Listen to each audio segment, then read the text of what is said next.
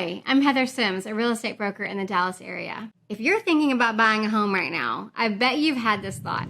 Should I buy a brand new home or should I look more at existing homes? And I will tell you, this is one of the biggest decisions buyers are trying to make in today's market because most of the time on paper, new builds look very good, right? But once you start digging into some details, it's really not always as straightforward as it seems. The struggle between the two, pre-owned home versus new build home, is real. So today, what I want to do for you is break this down in a really honest, real world way. And I'm going to give you the pros and cons of new construction versus existing, where the numbers can be a little misleading and what you really need to watch out for, especially if you're considering that brand new home. So let's start out with why so many buyers are drawn to new construction right now.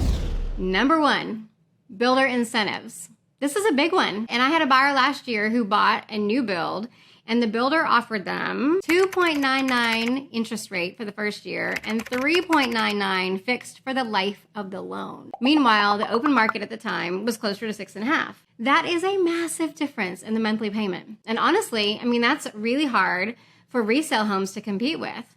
Even if a seller offers a credit to buy down your rate, they usually cannot match what a builder can do with their in-house lender with those crazy low rates. So from a purely financial monthly payment perspective, new builds really can win with those mortgage rates.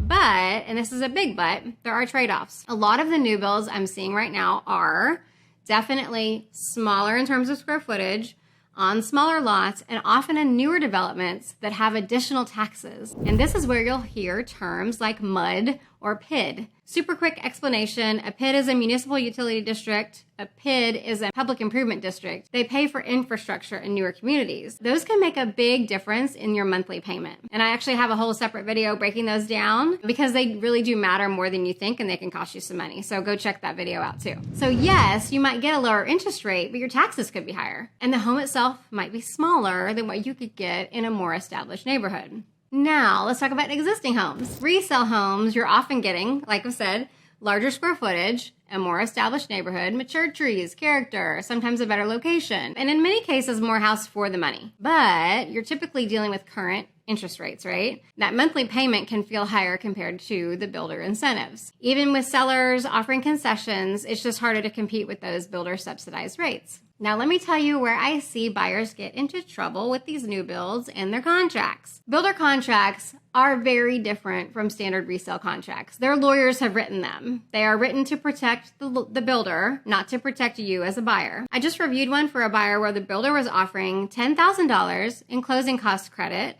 if the buyer used the builder's preferred lender. Sounds great, right? Except that lender was charging a 2% origination fee. And guess what? That fee came out to almost exactly the same amount as the credit. So the buyer really wasn't saving anything. They just looked like they were. So this is what I mean when I say the devil really is in the details of those builder contracts. This is also why representation matters so much with new construction, because here's the thing. The sales rep in the model home, they are very helpful and they know all about the home.